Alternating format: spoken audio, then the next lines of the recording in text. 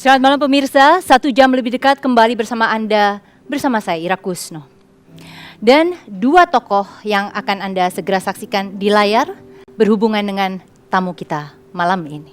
Kita simak. Melanjutkan penataan struktur politik, membangun budaya demokrasi, melahirkan para pelaku demokrasi atau para demokrat, serta memastikan kesesuaian antara sistem pemerintahan, sistem kepartaian, dan sistem pemilu yang kita anut. Namun demikian, ada hal lain lagi yang juga sangat mendasar, yakni tradisi taat asas kepada ketentuan konstitusi. Marilah kita terus bekerja keras, baik secara organisasional maupun melalui kader-kader partai yang mengemban tugas di jajaran eksekutif maupun legislatif, baik di tingkat nasional maupun di tingkat daerah. Kita tahu membangun bangsa, meningkatkan kesejahteraan rakyat tidak. Anas Urbaningrum dan Susilo Bambang Yudhoyono. Jadi siapa tamu kita malam ini? Kita panggil Marzuki Ali, Ketua DPR RI.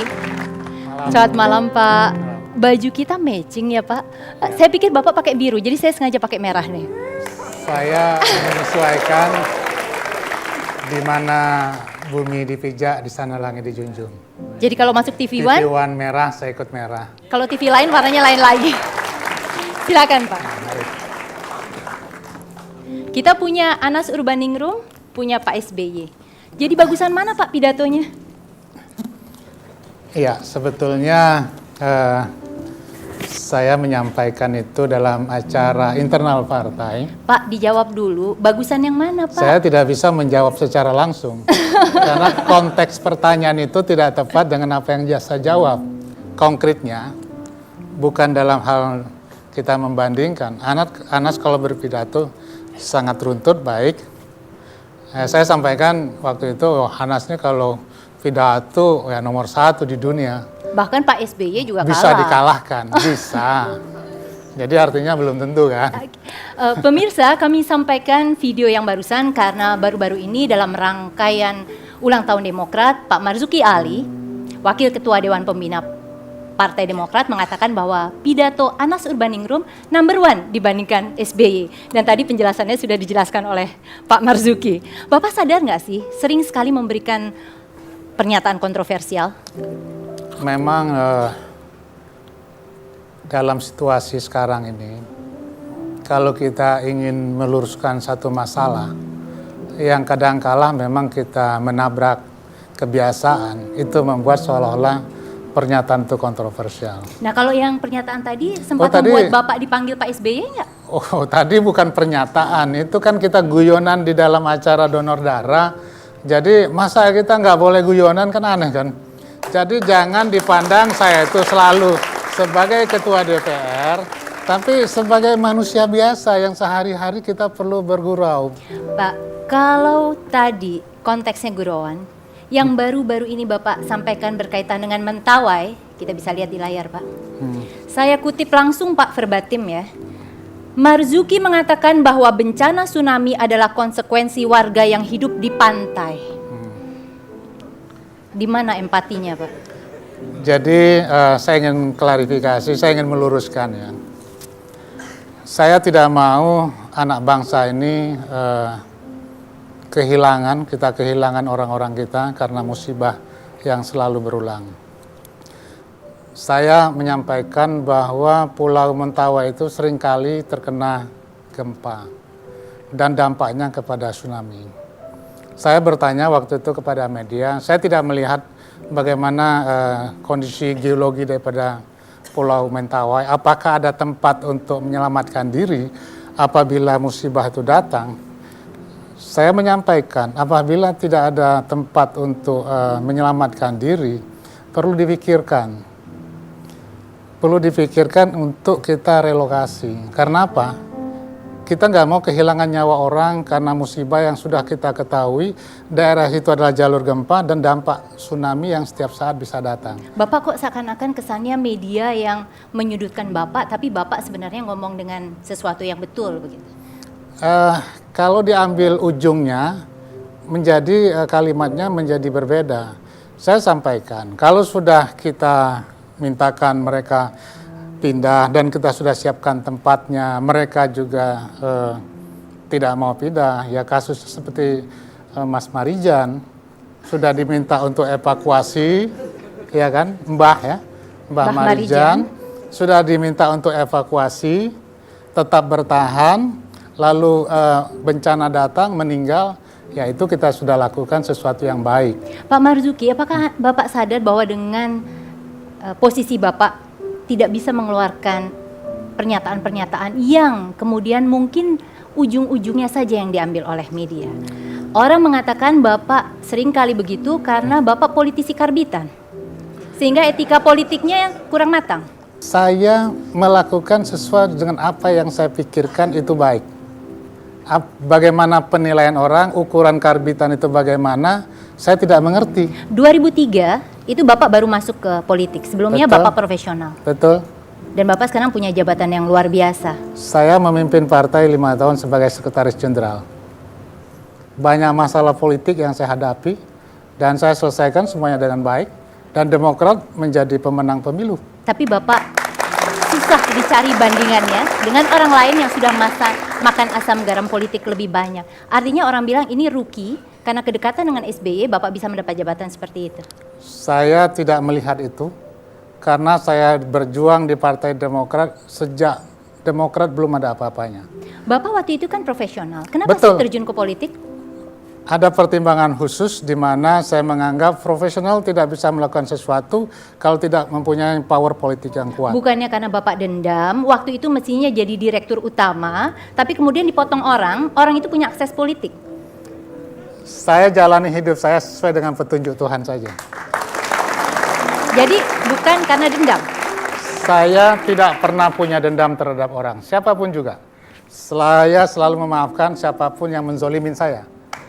Saya tidak pernah punya rasa dendam, tapi saya akan selalu ingat bahwa saya pernah dizolimi. Tapi saya selalu memaafkan siapapun yang menzolimin saya. Karena apa? Kita perlu ingat supaya kita tidak terperosok dalam hal yang sama.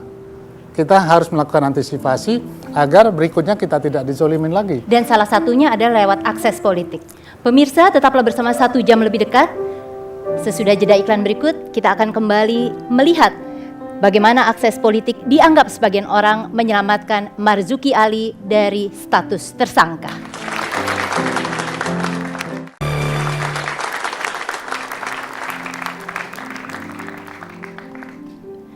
Pak Marzuki, Bapak pernah punya status tersangka di tahun 2004. Waktu itu kasusnya adalah proyek optimalisasi semen Batu Raja sebesar 20% dari total proyek 600 M. Tapi kemudian terkatung-katung, Pak. Bapak pakai akses politik Bapak di situ? Saya kalau mendengar angkanya sih, kalau memang ada rupiahnya sih saya senang juga ya.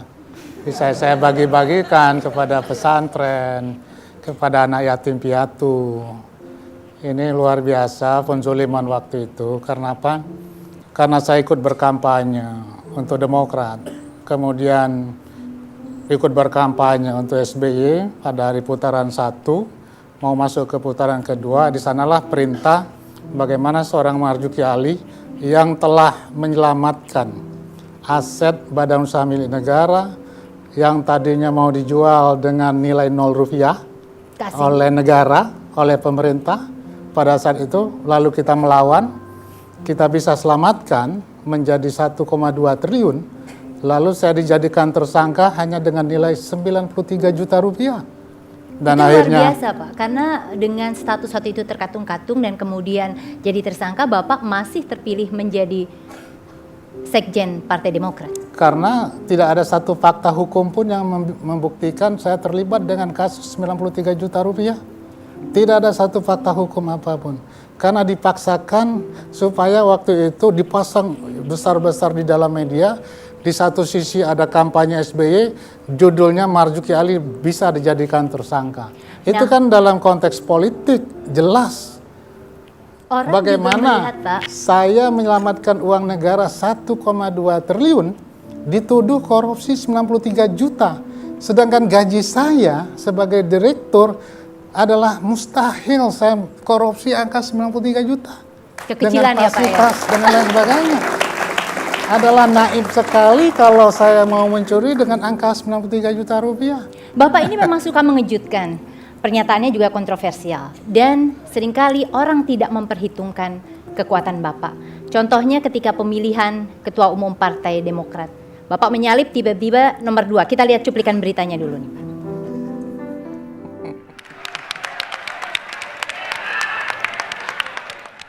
Satu. Sah. Satu. Lakma. Terakhir. Tolong. Tenang. Demokrat. Sah. Bapak merasa nggak sih bahwa seringkali orang meng-underestimate atau meremehkan kekuatan Bapak? Saya hidup sudah cukup lama ya. Saya punya cara sendiri untuk mencapai sesuatu. Tapi saya tidak pernah berambisi untuk mencapai sesuatu itu. Bapak luar biasa low profile dalam menjawab itu. Tapi beberapa teman-teman media menganggap bahwa Bapak kadang-kadang arogan, sinis. Dari dulu begitu atau memang sengaja dibuat pada saat Bapak menjabat pada jabatan tertentu? Saya punya sikap dan saya punya prinsip. Itu yang sangat saya pegang, manakala prinsip itu dilanggar, saya bisa bersikap tegas, saya juga bersikap marah karena saya juga manusia biasa. Kita panggil seseorang yang bisa mengkonfirmasi jawaban Bapak. Pak Adil Rusli. Masih sering berhubungan, Pak? Katanya ini dulu geng waktu kuliah ya. Kok kaku bener sih, Pak? Iya. Kok kaku bener? Udah lama nggak ketemu atau karena di depan umum nih? Wah, beda levelnya sekarang. Silakan Pak Adil. Jadi tadi, Pak, kalau dijawab, cara menjawabnya baik low profile. Tapi orang mengatakan Pak Marzuki ini seringkali sinis dan arogan. Sebenarnya waktu zaman dulu tuh gimana sih, Pak? Ada satu lagi, Pak Iskandar, temen gengnya Pak Marzuki. Selamat malam.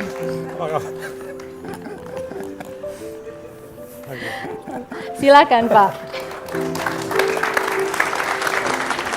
Tapi tadi Pak, Pak Adil, apa betul sih sebenarnya dari dulu itu Pak Marzuki orangnya gayanya sinis dan arogan?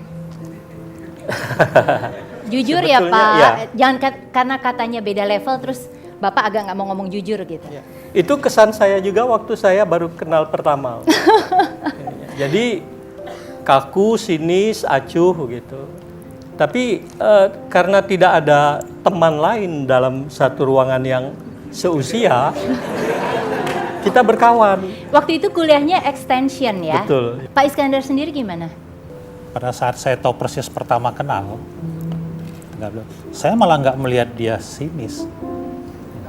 Tapi memang ada orang yang sepertinya itu dia ini termasuk yang tidak mau kalau dikalahkan. Jadi tadi kalau kemudian orang bilang nggak mungkin menang lawan Andi Malarangeng sama Anas, tiba-tiba menyalip jadi nomor 2 gitu. Memang semangat juangnya luar biasa. Bukan itu saja beliau ini. Mimpi pun dia tidak mau kalah. Mimpi Bang. Pak Marzuki juga dianggap orang yang kadang-kadang terlalu ceplas-ceplos, tidak punya empati. Bagaimana kesehariannya sebenarnya? Beliau ini kalau ngomong malah kalau tidak penting banget ya tidak bicara. Kenapa sekarang berubah Pak Marzuki?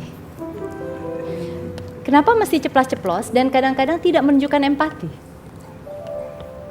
Kalau kita tidak berbuat, maka tidak akan ada berita. Justru kita berbuat, itulah maka ada berita. Artinya Bapak tidak keberatan menjadi tokoh kontroversial selama itu memang berbuat sesuatu. Sepanjang saya berbuat itu untuk kepentingan yang besar, untuk kemaslahatan bangsa, saya lakukan. Pak Iskandar, Pak Adil, sebenarnya dulu itu Pak Marzuki seneng nggak sih bicara politik? Jadi kalau politik mungkin tidak. Kalau dua orang ini guru saya nyetir. Mereka jago semua. Jadi kalau jalan keluar kota itu saya jadi penumpang itu. Yang satu kalau nyetir saya mabuk. Kalau Pak Marzuki nyetir enak bawanya. Jadi nah lihat katanya ukurannya yang mana yang enak, bawa mobilnya lihat si Adil katanya. Kalau si Adil mabuk itu nggak enak. Ternyata Pak Iskandar yang nggak ini. Tapi ada yang lebih seru lagi, Mas. Gimana Pak? Jadi kebetulan pada waktu itu ya, yang bisa bawa kendaraan itu saya dan beliau. Yang lain juga bisa, tapi untuk keluar kota mungkin belum. Jadi kalau kita masuk, dulu kan kalau nyebrang kan masih kapal peri gitu kan. Dan ternyata untuk memasukkan mobil menyusun di kapal peri itu tidak gampang. Mesti punya teknik tersendiri ya? Dan mepet-mepet semua kan. Pada satu saat, kebetulan beliau yang setir kan. Begitu mobil itu mepet dan bagus sekali, pas sekali, dia ngelihat saya. Kenapa? Minta puji, saya bilang. Ternyata sifat tidak mau kalahnya memang dari dulu ya. Pemirsa tetaplah bersama 1 jam lebih dekat. Kami akan kembali segera masih bersama Marzuki Ali dan bagaimana orang menilai kapabilitasnya sebagai ketua DPR.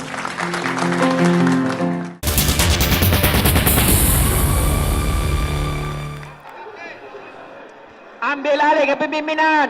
Ambil alih kepemimpinan DPR. Ambil alih kepemimpinan DPR. Ambil alih. Ambil alih.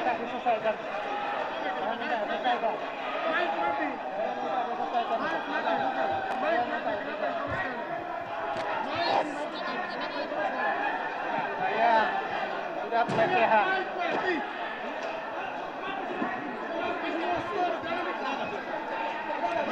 Mike bukan urusan saya. Tidak boleh.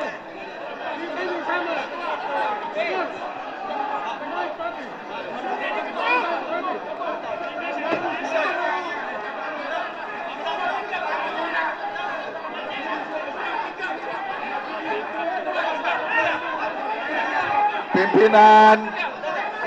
Pimpinan tidak demokratis. Tolong rekan-rekan Rapat paripurna itu jauh lebih tinggi dari bamus.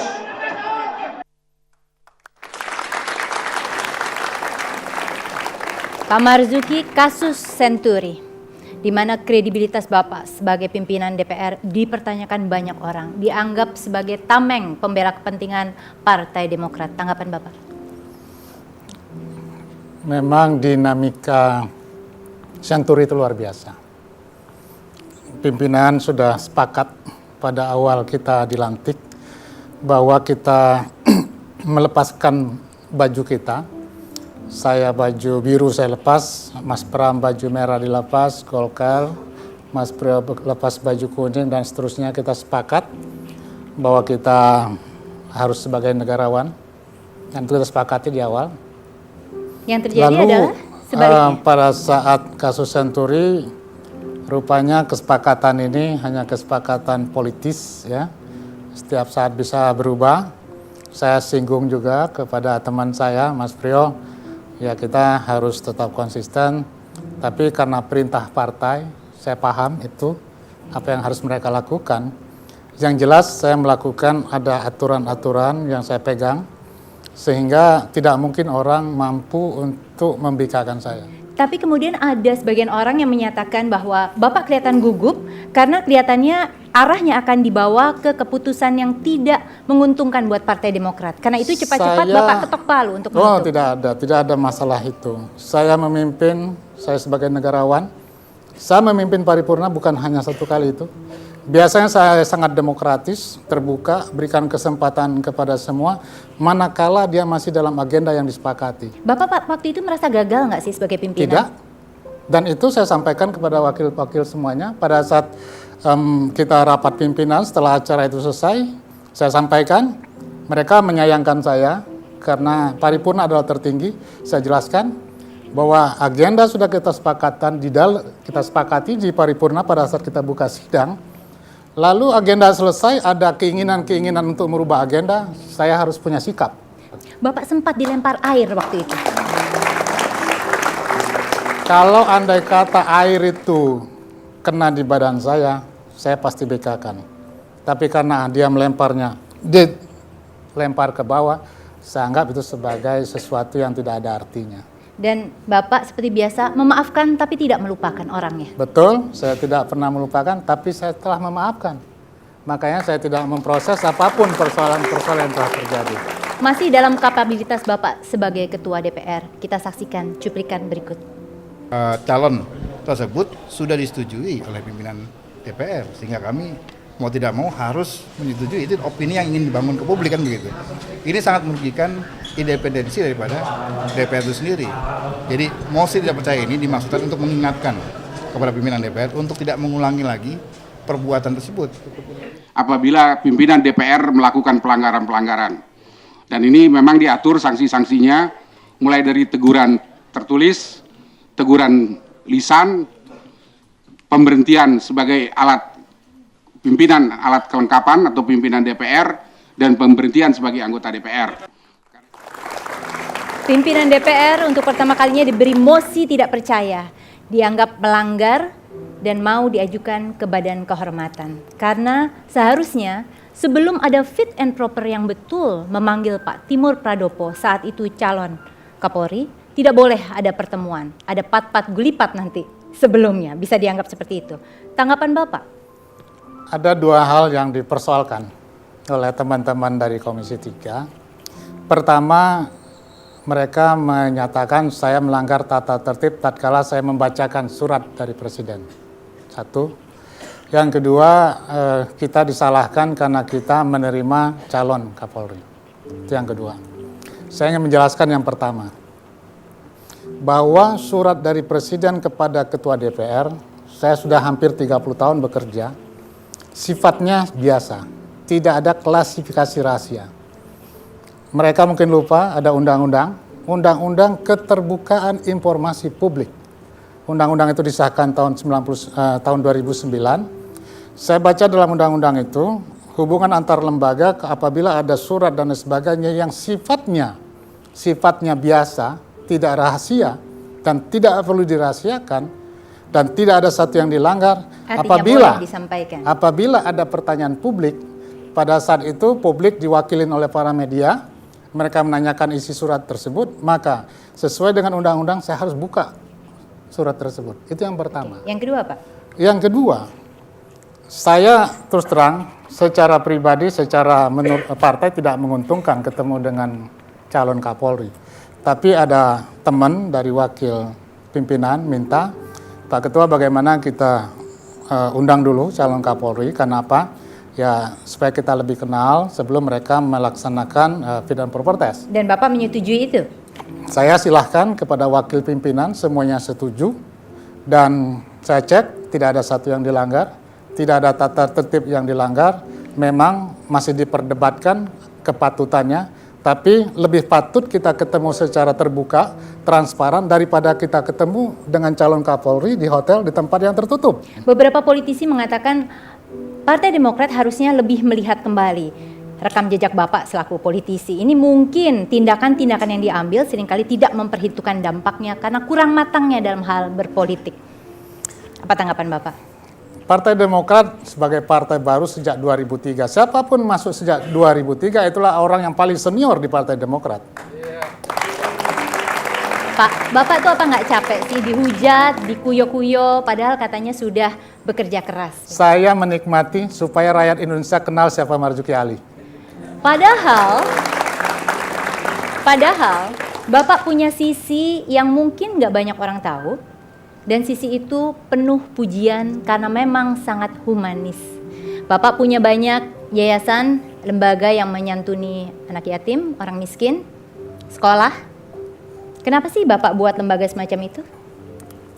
Saya harus berbuat untuk masyarakat. Saya tahu bahwa masih banyak masyarakat perlu bantuan. Dan saya melakukan itu bukan karena sebagai politisi, saya melakukan sejak lama.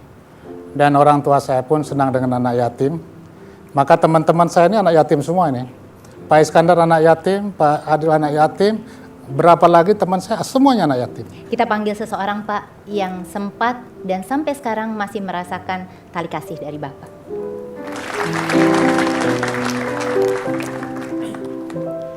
Selamat malam Ibu Mariati. Ini salah satu anak asuh, bahkan Bu Mariati mengatakan jadi anak angkatnya Pak Marzuki. Diantar dengan suaminya Pak Ansori. Silahkan. Bapak masih berhubungan terus dengan Bu Mariati sampai saat ini? Sampai saat ini. Gimana ceritanya waktu itu? Pertama kali ketemu, apa yang buat Bu Mariati spesial di mata Bapak? Saya banyak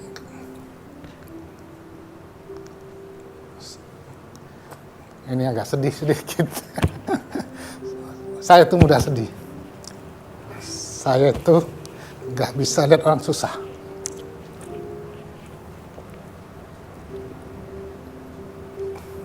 Apakah karena kondisi Bu Mariati yang kurang sempurna, Pak? Saya kira enggak. Bu Mariati hanya salah satu. Banyak yang lain saya bantu. Bu Mariati, bagaimana pertama kali kenal Pak Marzuki? Waktu itu saya menjadi peserta MTQ dan saya diundang sebenarnya keseluruhan ya sebagian saya, tapi alhamdulillah saya sampai sekarang itu jadi yang lebih dekat dengan beliau dan bahkan saya sudah menganggap bahwa beliau benar-benar menjadi orang tua saya. Sebenarnya membuat Bapak memang jatuh hati pada Bu Mariati dan ingin membantu lebih lanjut, bukan hanya pondok yang didiami Bu Mariati.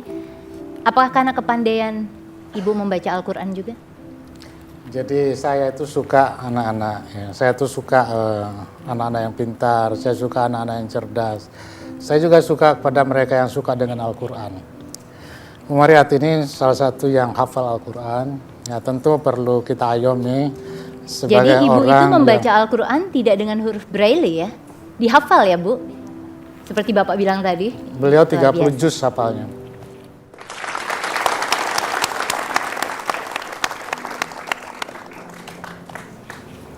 Nah, waktu Bu Mariati mau naik haji, katanya ada kisah khusus itu, sehingga Bapak menyempatkan diri datang ke tempatnya Bu Mariati yang jauh dari Palembang ya. Gimana ceritanya Bu? Begini, saya waktu itu karena memang saya sudah menganggap beliau sebagai orang tua saya dan beliau juga sudah menganggap saya seperti anaknya sendiri. Jadi beliau langsung menyempatkan diri datang ke sana dan bahkan beliau menginap selama 2 malam di sana. Ibu di mana daerahnya Bu? Saya tinggalnya di Semendau sana, Muara ini masuk lagi.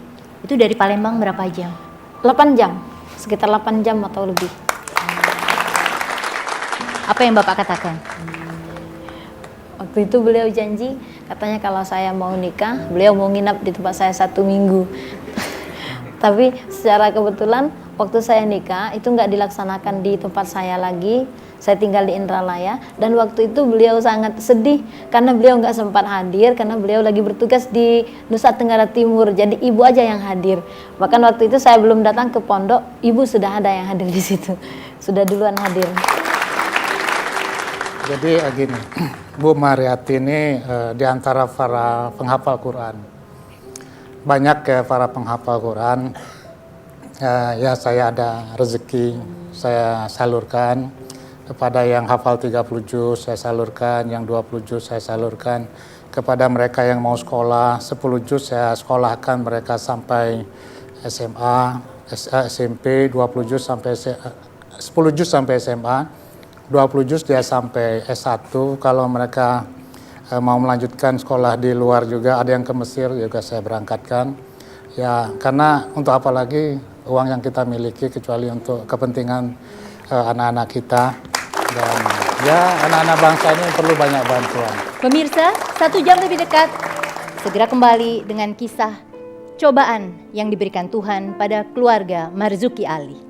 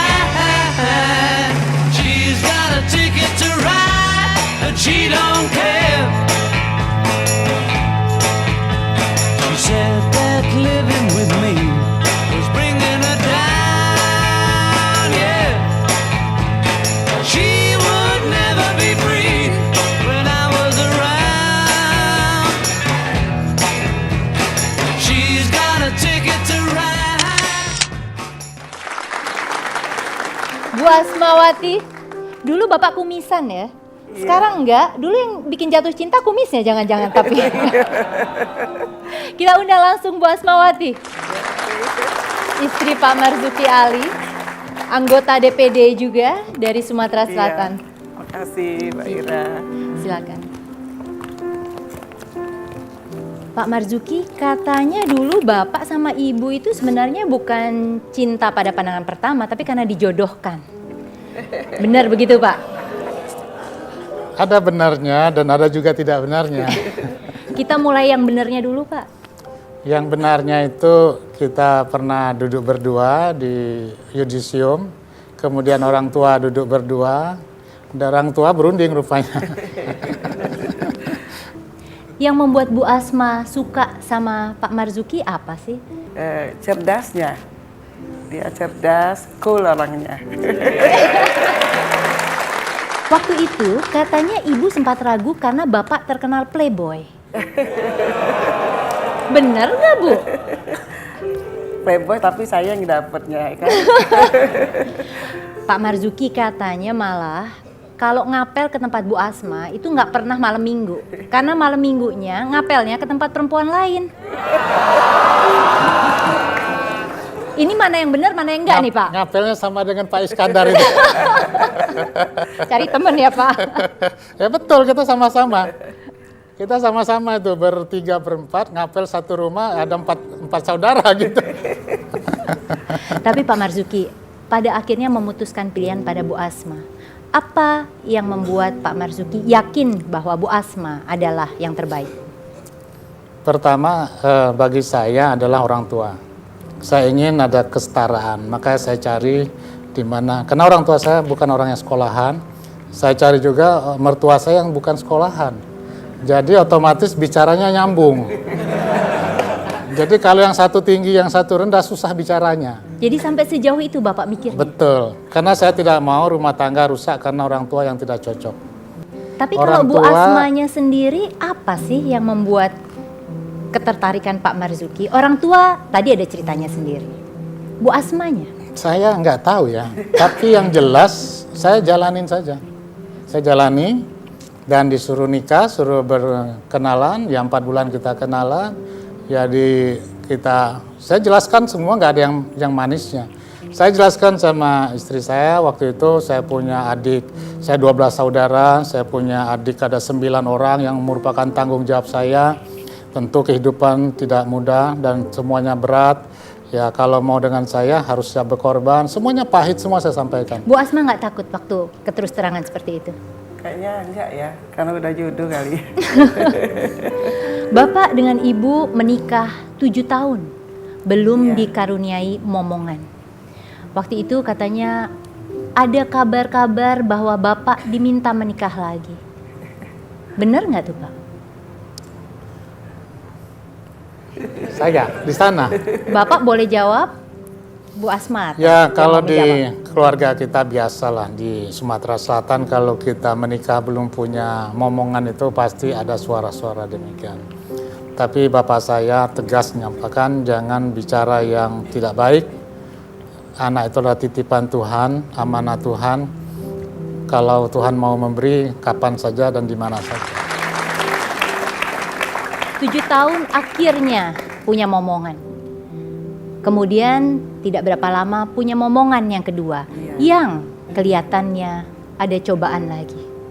Ada di layar. Yang pertama laki-laki Fadil ya. Iya. Yang kedua perempuan. Iya, Fadia Arlia namanya.